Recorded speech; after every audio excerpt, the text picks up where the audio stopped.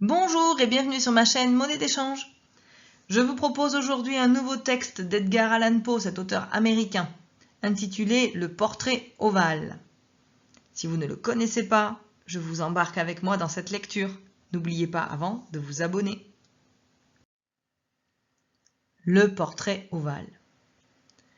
Le château dans lequel mon domestique s'était avisé de pénétrer de force, plutôt que de me permettre, déplorablement blessé comme je l'étais, de passer une nuit en plein air, était un de ces bâtiments, mélange de grandeur et de mélancolie, qui ont si longtemps dressé leur front sourcilieux au milieu des Apennins, aussi bien dans la réalité que dans l'imagination de Mistress Radcliffe.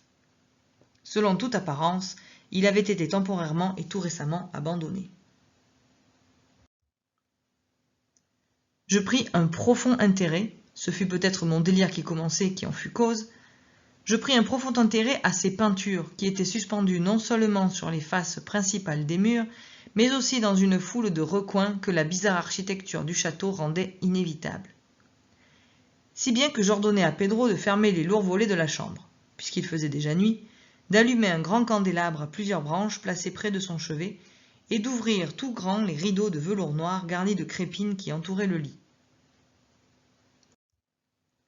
Je désirais que cela fût ainsi, pour que je pusse au moins, si je ne pouvais pas dormir, me consoler alternativement par la contemplation de ces peintures et par la lecture d'un petit volume que j'avais trouvé sur l'oreiller et qui en contenait l'appréciation et l'analyse. Je lus longtemps, longtemps. Je contemplais religieusement, dévotement. Les heures s'envolèrent, rapides et glorieuses, et le profond minuit arriva. La position du candélabre me déplaisait, et, étendant la main avec difficulté pour ne pas déranger mon valet assoupi, je plaçai l'objet de manière à jeter les rayons en plein sur le livre. Mais l'action produisit un effet absolument inattendu. Les rayons des nombreuses bougies, car il y en avait beaucoup, tombèrent alors sur une niche de la chambre que l'une des colonnes du lit avait jusque-là couverte d'une ombre profonde. J'aperçus dans une vive lumière une peinture qui m'avait d'abord échappé. C'était le portrait d'une jeune fille déjà mûrissante et presque femme. Je jetai sur la peinture un coup d'œil rapide, et je fermai les yeux. Pourquoi, je ne le compris pas moi-même tout d'abord. Mais pendant que mes paupières restaient closes, j'analysai rapidement la raison qui me les faisait fermer ainsi.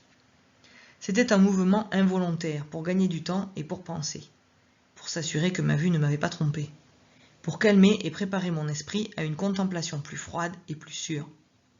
Au bout de quelques instants, je regardai de nouveau la peinture fixement.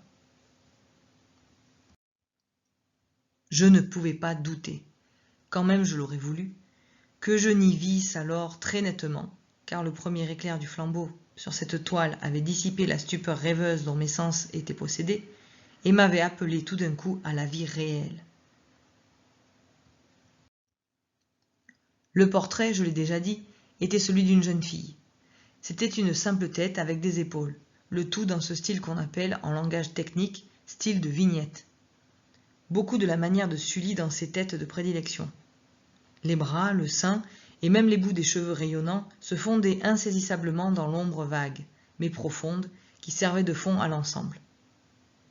Le cadre était ovale, magnifiquement doré et guilloché dans le goût mauresque. Comme œuvre d'art, on ne pouvait rien trouver de plus admirable que la peinture elle-même. Mais il se peut bien que ce ne fût ni l'exécution de l'œuvre, ni l'immortelle beauté de la physionomie qui m'impressionna si soudainement et si fortement. Encore moins devais-je croire que mon imagination, sortant d'un demi-sommeil, eût pris la tête pour celle d'une personne vivante. Je vis tout d'abord que les détails du dessin, le style de vignette et l'aspect du cadre auraient immédiatement dissipé un pareil charme, et m'auraient préservé de toute illusion même momentanée. Tout en faisant ces réflexions, et très vivement, je restai à demi étendu, à demi assis, 1 heure entière peut-être, les yeux rivés à ce portrait. À la longue, ayant découvert le vrai secret de son reflet, je me laissai retomber sur le lit.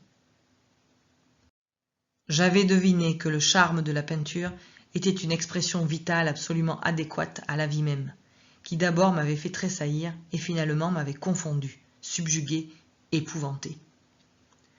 Avec une terreur profonde et respectueuse, je replaçai le candélabre dans sa position première. Ayant ainsi dérobé à ma vue la cause de ma profonde agitation, je cherchai vivement le volume qui contenait l'analyse des tableaux et leur histoire. Allant droit au numéro qui désignait le portrait ovale, j'y lus le vague et singulier récit qui suit. Voilà, c'était la première partie du portrait ovale. Vous aurez la semaine prochaine l'analyse et l'histoire de ce portrait. À suivre, abonnez-vous pour avoir la suite la semaine prochaine sous la forme d'une notification. À très vite!